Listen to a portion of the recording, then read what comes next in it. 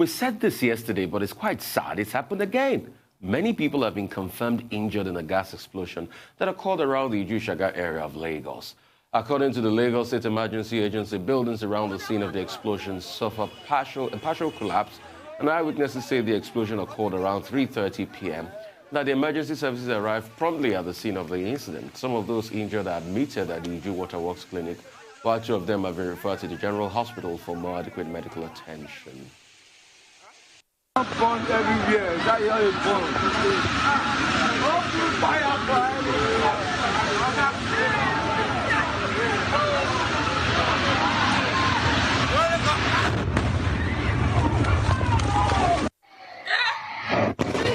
Jesus! Jesus!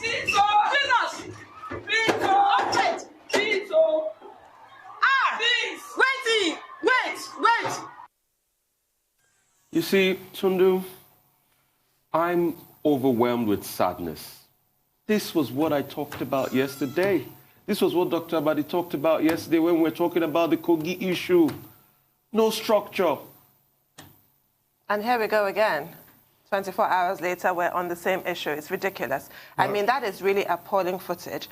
The initial reports say that there was a faulty discharging valve, which was somehow compromised, and that's what caused this. But obviously, I'm sure there'll be a thorough investigation to determine exactly what compromised this valve and what can be done about it. What is the state of these tankers that are on the road? So far, there have been injuries to varying degrees, and we hope that we don't have any fatalities. But this has to stop. It's now becoming way too frequent.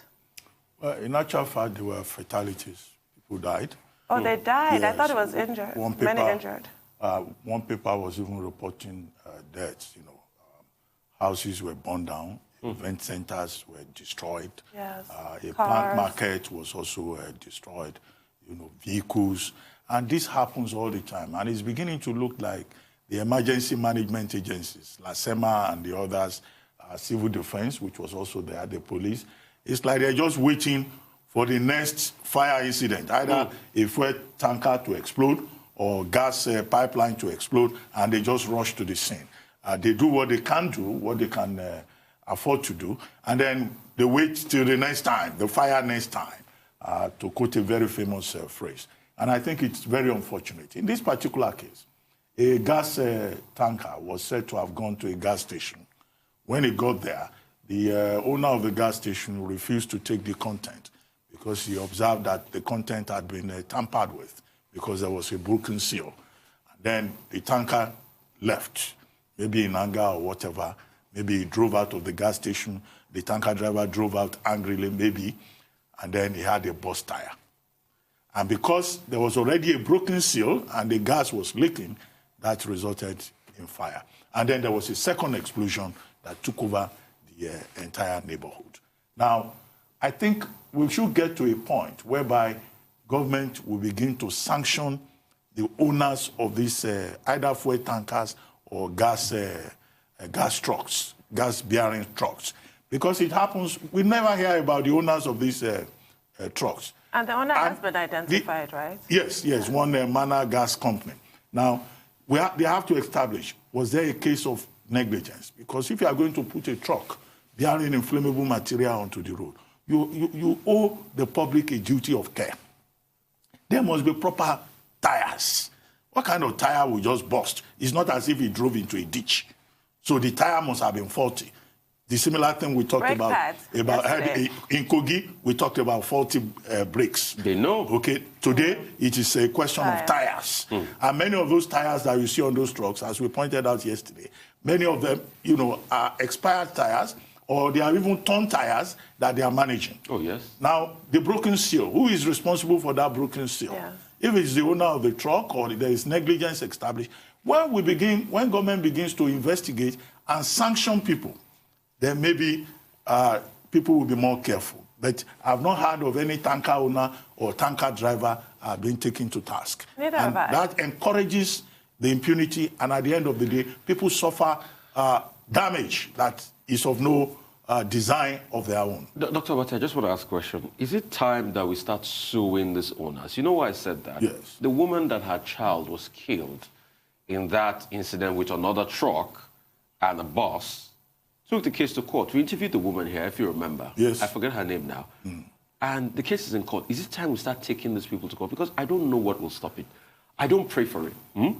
But the truth is, a week, 2, 3 weeks from now, we'll have another incident. We'll move on so quickly. Just like we've forgotten Abule Ado. You see, the problem, the scary thing for me is the rate at which we move on so quickly in this country. Nothing is done. We've forgotten Abule Ado now. This one too has happened. Before you know it, we'll move on so quickly, like nothing happened. Well, when I say people should be sanctioned, we're saying the same thing. Yeah. When I say people have a duty of care, what's that principle again? Strict liability. Yeah. So if you have something that is your own, you are not allowed under the law to allow it to cause damage to other people. You'll be charged for on the grounds of strict liability. And people who are affected too, maybe they need to be conscientized to start going to court. God bless you. To insist on their rights to live safely in their neighborhoods. And then the other question to raise, I don't know whether this is a valid point, the location of these gas stations. You must have seen some gas stations around Lagos that are just next to, houses, areas, in dwelling places. Who approved those places? And then you wonder, I mean, this is, danger, tragedy waiting to happen. It's a second time. And we have had, issues like that too. Because this is a gas station in a Celeb bus stop around Obawole. This is a very densely, populated area, lower middle class population. And fire in that incident, you see what it has caused. And so many buildings gone. Tank farms, Dr. Abati. Yes. You see where tank farms litter most places. I mean, you just wonder who approved the plan. So everybody... In densely populated areas. If there's a fire, it'll be an absolute disaster. So everybody is complicit here. We don't pray for another fire, but... Well, it is well. Wait for the fire next time. Next time. We pray for... Most importantly, we pray for the repose of the souls of those that lost their lives. That's all on Headlines. We'll take a short break now. When we return, we'll have a trio of Rotus, Michael, and Aaron to give us updates on Africa, global business, and COVID-19. Stay with us.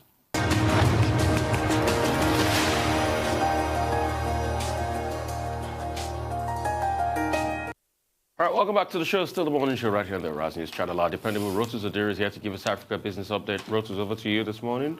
Good morning, Rufai. Good morning to you, Doctor, and good morning, Tundu. Good morning. So, yeah, what we're going to be talking about today is a webinar that was hosted by the Africa Report. It was their digital dialogue series, and Professor Yemi Osibanjo, Vice President of Nigeria, was a special guest. The theme, of course, as you can see, they're bouncing back 60 years of independence. Independence is coming up very soon for Nigeria. Nigeria's post-pandemic recovery plan. Patrick Smith, editor-in-chief of the Africa Report, along with Donu Kobara, who is a columnist at the Africa Report, asked him a variety of questions. They also had questions coming in from people who were watching. The CEO of a fintech company also asked him a number of questions. So we'll look at some of his answers. We'll kick off with foreign exchange. The CEO of a company called Channelverse, which is a fintech company, asked him about dollar illiquidity and that how can investors get their money out and can they unify the exchange. So here is Professor Osibanjo's answer on foreign exchange.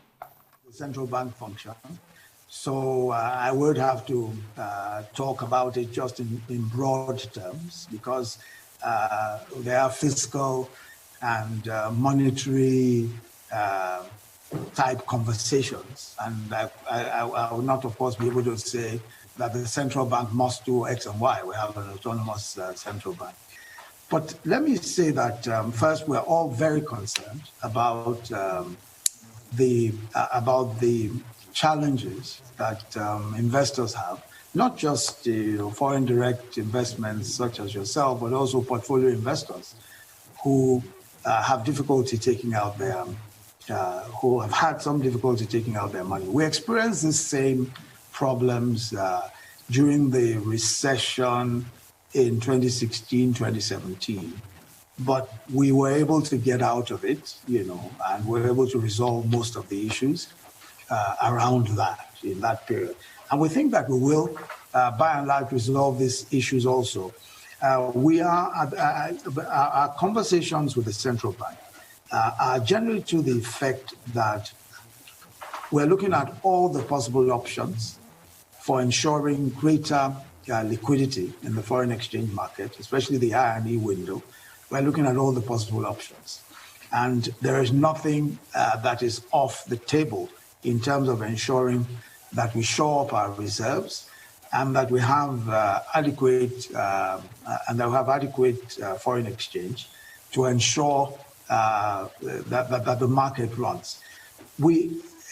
I think the general agreement is that we must move more towards market in our foreign exchange in our foreign exchange sector, and this also means that the merger.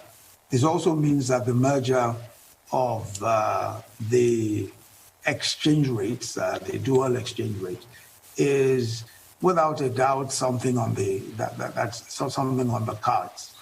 The central bank has chosen to take a gradualist approach to that merger, but we expect that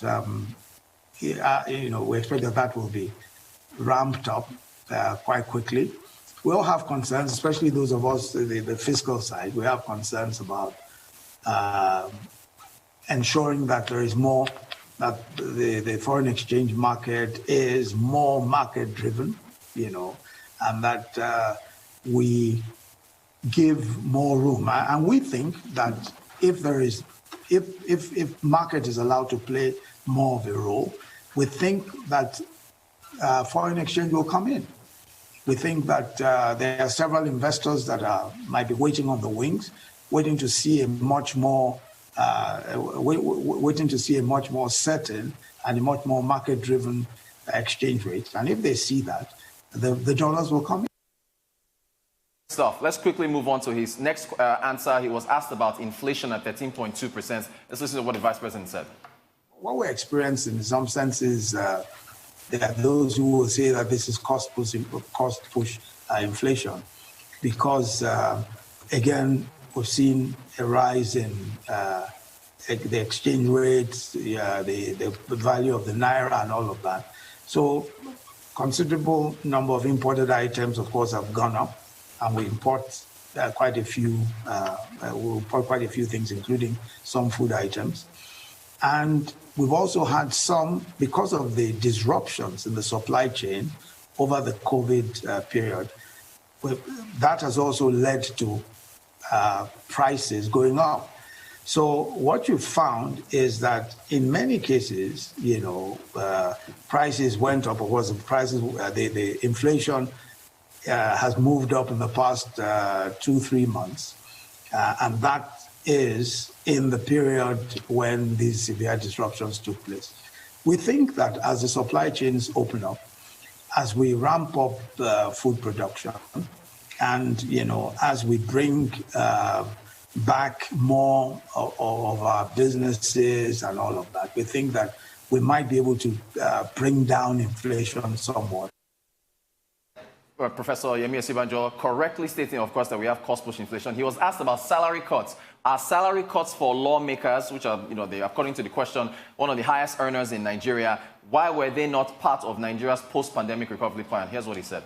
The Economic Sustainability Plan could not, of course, recommend salary cuts, because salary cuts, as you know, are done by recommendations from the Revenue, Fiscal and Mobilization Committee. There's a whole process for doing that.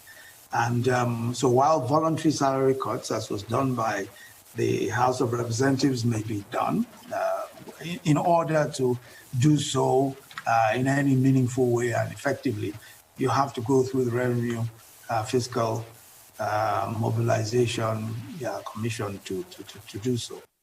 And finally, on the petroleum industry bill, there's been talk that it's been given to Parliament. It was asked, what's the timeline in getting it signed, getting it into law? Here's what the Vice President said.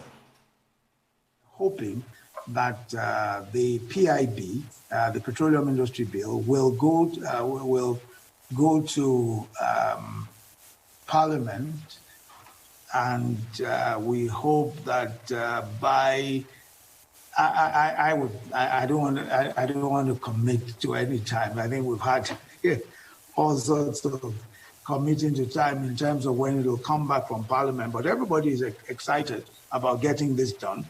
So we expect that that we should get the petroleum industry bill back into Parliament, at least within the next couple of weeks, maximum, I think, another 2-3 weeks, it should be in Parliament.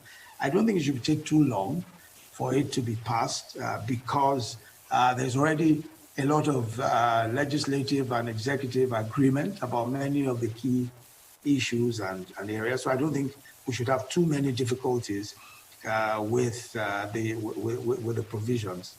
So we expect that it'll go back for a few changes and all of that, and then we should expect that it should come back as quickly as possible. So it's looking quite good in terms of time.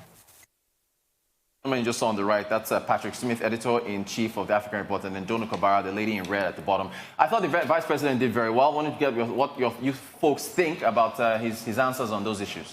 He did a great job. He really sold the mass housing scheme, for example, and obviously the huge agricultural drive as well. And he also sold that 75 billion naira survival fund to support MSMEs. And I like the fact that, there's some affirmative action in there. 45% of the beneficiaries are to be women and 5% special needs. So I like that program. Thought it did great. I think it was quite very circumspect, especially on the questions of the economy, what the mindset behind this government were doing as regards currencies and exchange rates and things like that. So I think he did a very circumspect job. Good to hear something quite refreshing. Well, I mean, the vice president characteristically did not disappoint. For me, the more engaging part of that engagement or interaction is when he was asked the question about the funding of the economic sustainability program. Where would the 2.3 trillion naira, where will it come from? And he moved on to articulate the sources of the funding.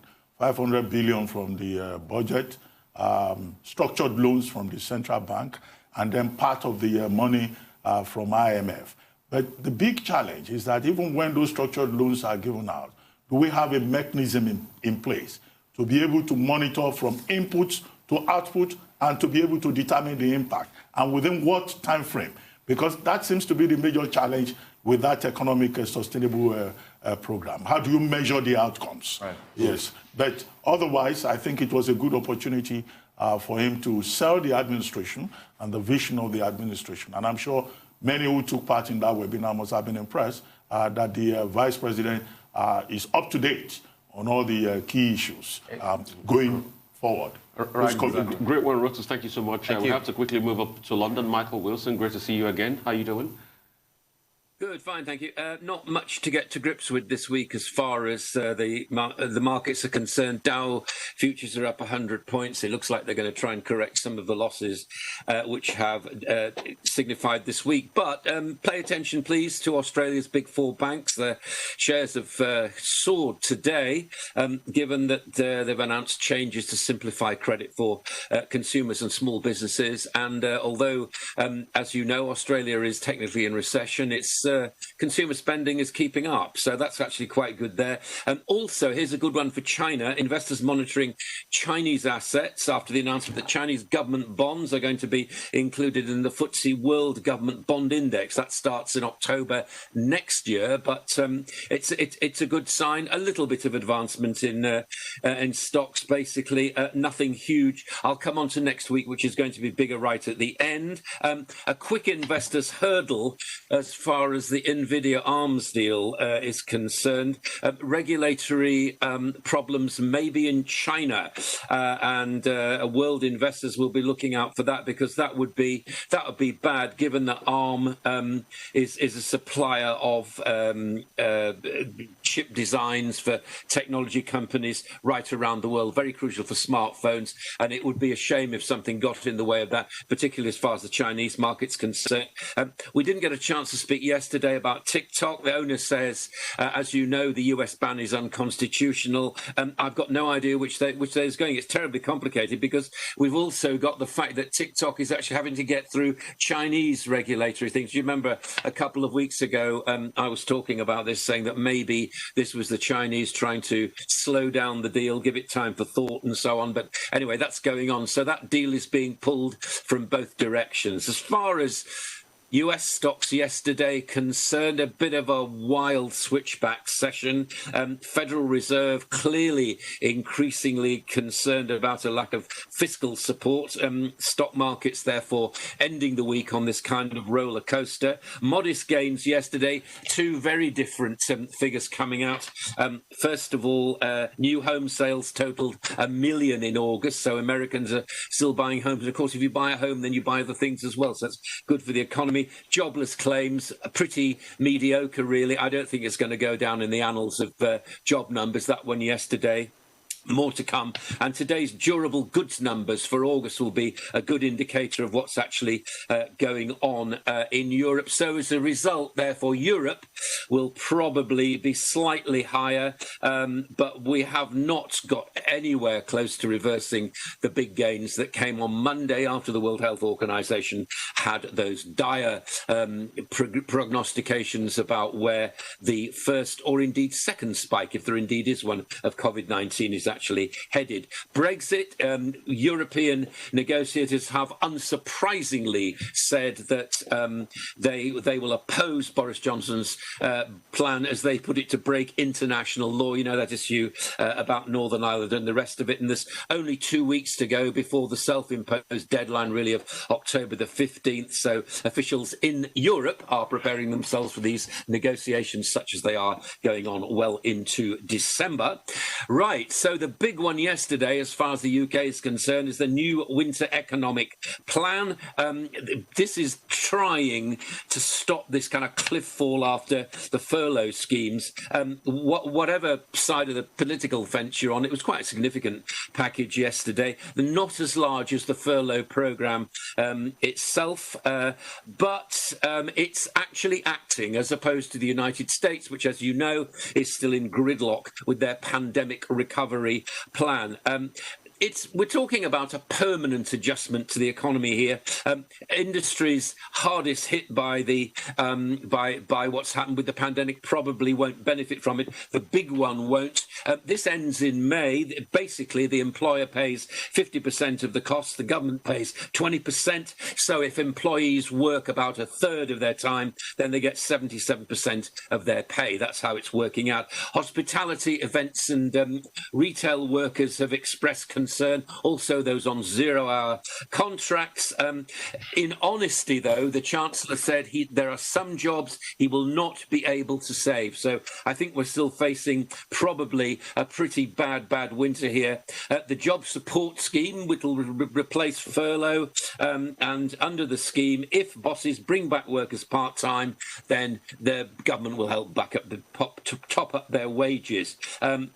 Now, the cost of this, £5 billion, not as much as the furlough scheme itself, which is about 40 billion so far. So the question really I'm asking myself is there much firepower left? Maybe there is. Maybe we don't know about it. At the peak of furlough, 8.9 million people were claiming on it. It may be that our unemployment here will top 3 million by the time these schemes have actually worked themselves out. We got the public finances figures today, quite extraordinary, actually. In themselves, they won't mean much. They don't mean much to me. I mean, since April, the government's borrowed £173.7 billion. I mean, what is that in global terms? Not a lot. But the big figure is the 2 trillion total debt now that we're facing, which is bigger than the UK economy itself. Now that puts it in context, doesn't it? A thought for the weekend for you. Here's a nice one to ponder as you do whatever you do over the weekend. Maybe you're lucky and you get out and go shopping. We unfortunately are confined to quarters here because of the COVID-19, but 20% of investors interviewed by a company called Oxford Economics, they're quite well respected, said that the risk of a credit crunch was about 20%. Now, what is 20%? Well, that's much higher than what people think the possibility of a second wave of COVID-19 is, or indeed, more hopefully, a second vaccine arriving. So this is quite good. The problem is that people are worried about the financial disruption from overvalue of assets. We've seen that, of course, in the way the stock markets have worked, and also high debt levels. Witness what I've just told you about how much we're spending here. So that's a thought for you. Will it manifest itself in banks going bust? Very unlikely. Will there be more insidious things that gradually creep up on this? Probably. We're keeping a very close eye on that. Commodities, oil, managed to find its feet just about. Both North Sea, Brent crude and WTI up a little, and Asia up a little too, but basically on the back of equities not doing too badly.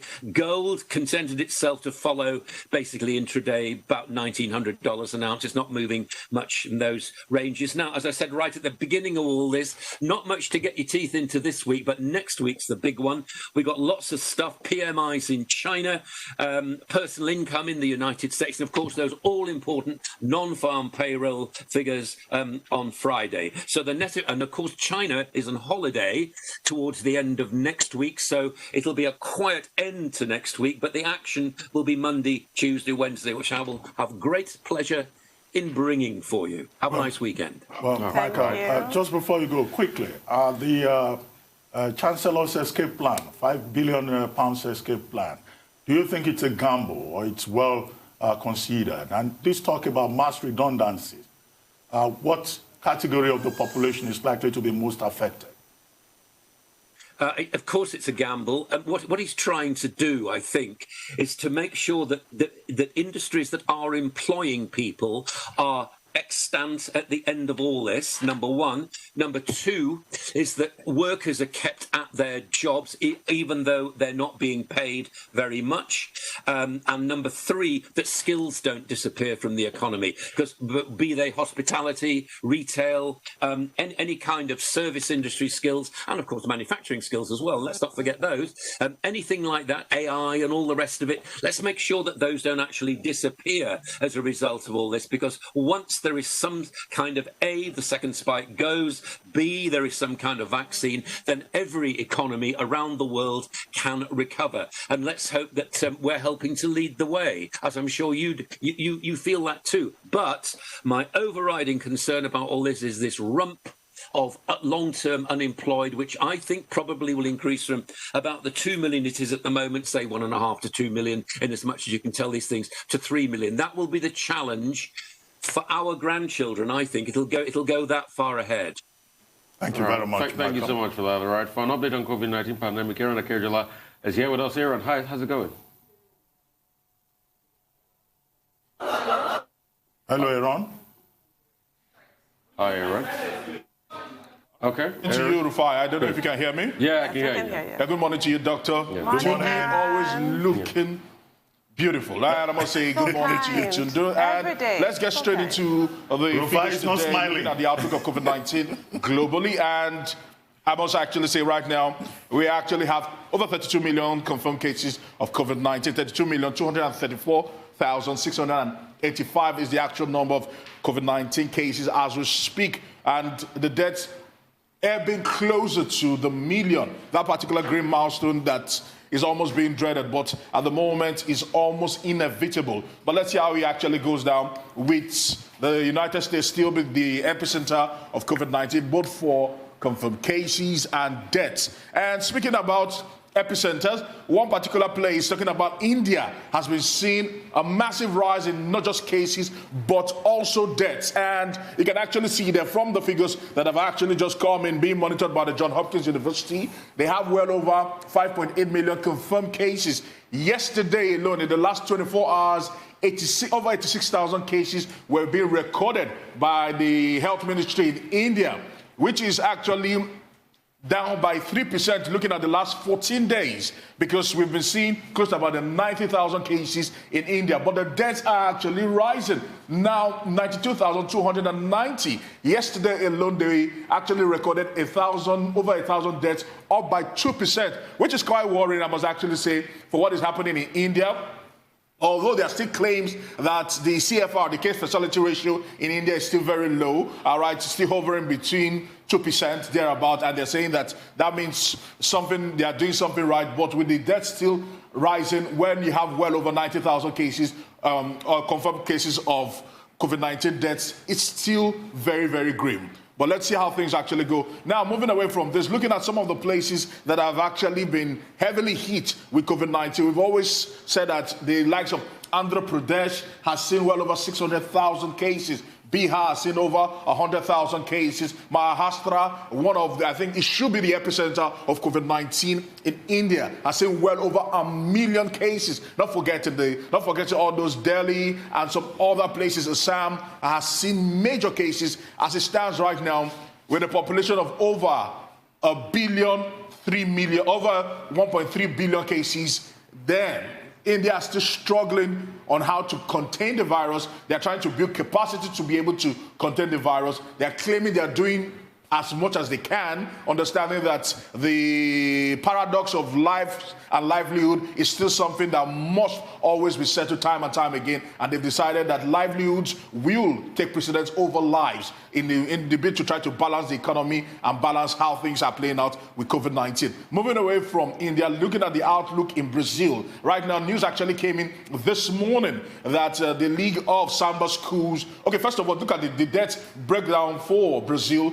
For India, you can actually see from the 1st of April, 58 cases, 58 deaths were recorded. 1st of May, over 1,000 deaths. 1st of June, over 5,000 deaths. 1st of July, over 17,000 deaths. 1st of August, over 37,000 deaths. 1st of September, over 66,000 deaths. And as of today, today has been the 25th, we have over 91,000 deaths in India and counting.